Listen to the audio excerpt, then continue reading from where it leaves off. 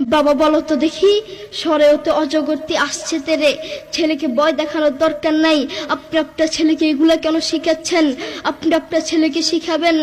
বাবা বলো তো দেখি, সরেও তো অজু করে নামাজ পড়ি, একদিকে ইসলাম শিখবে আর একদিকে বাক্য শিখবে। আপনি আপনার ছেলেকে কিছু কবিতা শিখাচ্ছেন। বাবা বলো তো দেখি, ওই দেখা যায় তাল গাছ, ওই আমাদের গা, ওইখানেতে বাস করে কানা বগিচা। ও বগিটি খাস কি, পান্তা ভাত চাষ কি?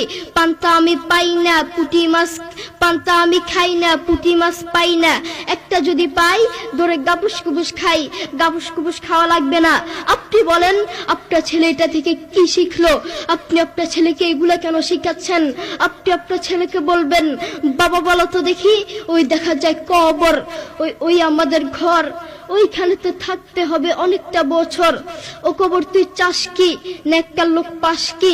নেককার লোক পাই না। একটা যদি পাই ধরে জান্নাতে ঢুকে, ঠিক কিনা? আপনি আপনার ছেলেকে এগুলা শিখাবেন, তাহলে আপনার ছেলে যোগ্য আলেম হতে পারবে। আপনি আপনার ছেলেকে একদিকে অঙ্ক শিখাচ্ছেন আর একদিকে সুদ শিখাচ্ছেন। আপনি আপনার ছেলেকে বলছেন, বাবা বলো তো দেখি, 100 টাকায় যদি 2.5 টাকা সুদ আসে, 10 লক্ষ টাকায় কত টাকা সুদ আসবে? মুসলমানের বাচ্চা সুদের অঙ্ক কেন শিখবে? আপনি আপনার ছেলেকে সুদের অঙ্ক কেন শিখাচ্ছেন? আপনি আপনার ছেলেকে শিখাবেন, বাবা বলো তো দেখি, 100 টাকায় যদি 2.5 টাকা সুদ আসে, 10 লক্ষ টাকায় 100 টাকায় যদি 2.5 টাকা জাকাত আসে, 10 লক্ষ টাকায় কত টাকা জাকাত আসবে? আপনি আপনার ছেলেকে এগুলো শিখাবেন। একদিকে ইসলাম শিখবে আর একদিকে জাকাত শিখবে।